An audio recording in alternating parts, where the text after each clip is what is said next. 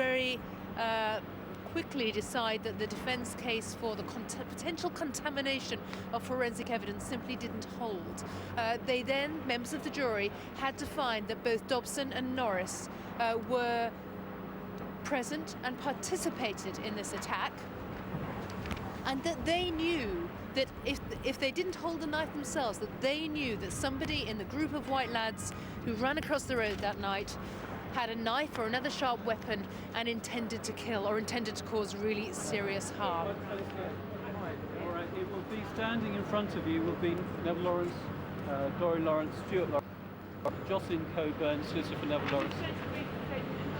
I understand that Jocelyn Coburn, solicitor for Neville Lawrence, will read the statement, but you'll see that, and Doreen Lawrence will read her own statement. All right?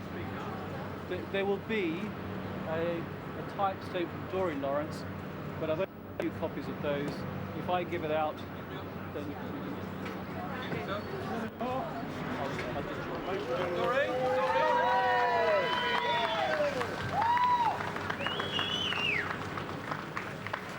Can I suggest you stand here? Yeah. Stand just here and talk to the press. Thank you very much. All right.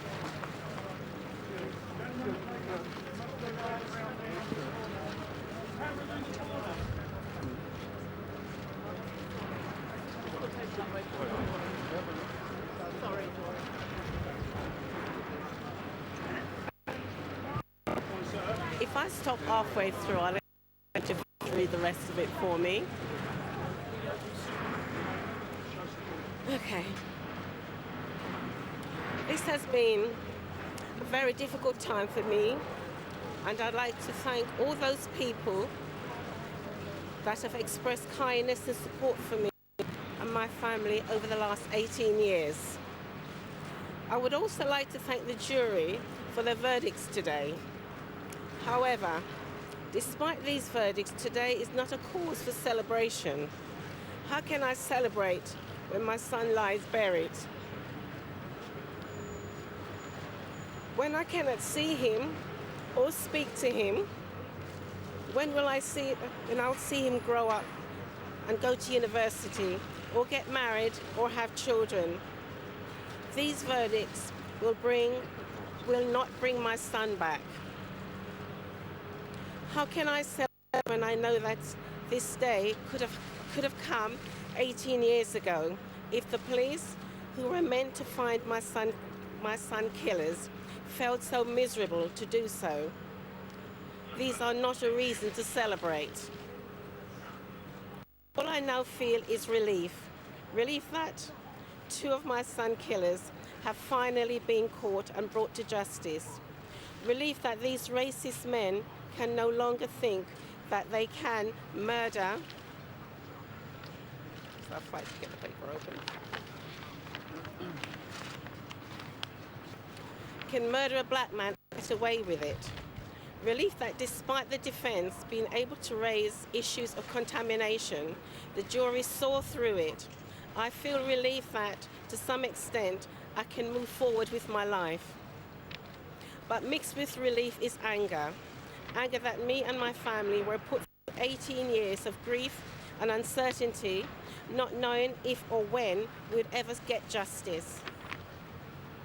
Had the police done their job properly, I would have spent the last 18 years grieving for my son rather than fighting to get his killers to court.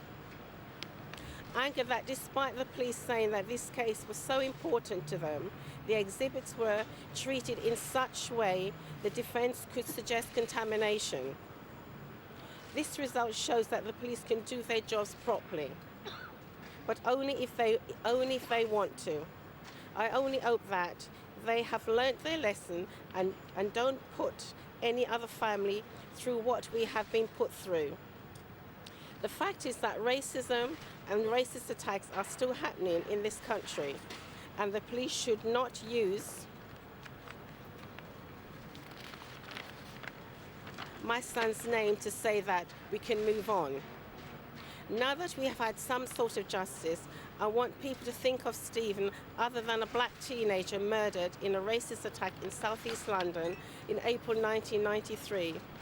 I know this is a fact, but I now want people to remember him as a bright, beautiful young man who any parent of whatever background would have been proud of. He was a wonderful son and a shining example of what any parent wants in a child. I miss him with a passion. Hopefully now he can rest in peace.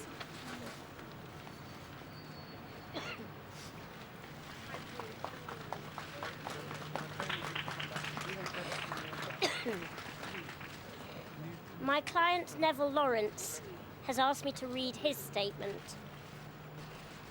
My life was torn apart by the senseless murder of my son over 18 years ago. Unfortunately, no one was brought before a court at that time, as they should have been. The loss itself, together with the lack of justice, have meant that I have not been able to rest all this time. I am therefore full of joy and relief that today, finally, 2 of my son's killers have been convicted for his murder. They will be sent to prison and forced to face the consequences of their actions. Consequences which my family and I have been living with all these years.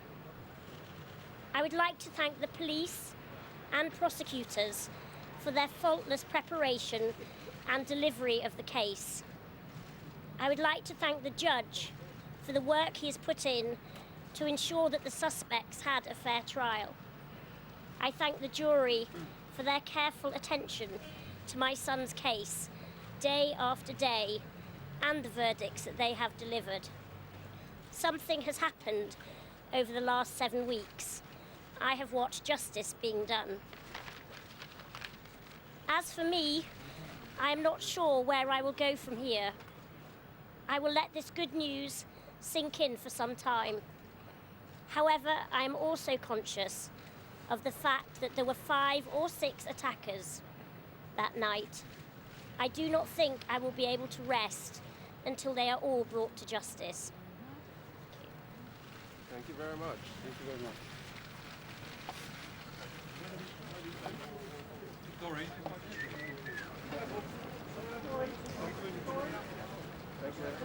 You heard there the reaction of Stephen Lawrence's parents. Clearly members of the press wanting to hear more from them, question them, but we are being told that those statements should suffice for now. Let you just listen to this. Now they come out and deal with their court. I think we're hearing there that we will hear very soon from members of the Metropolitan Police.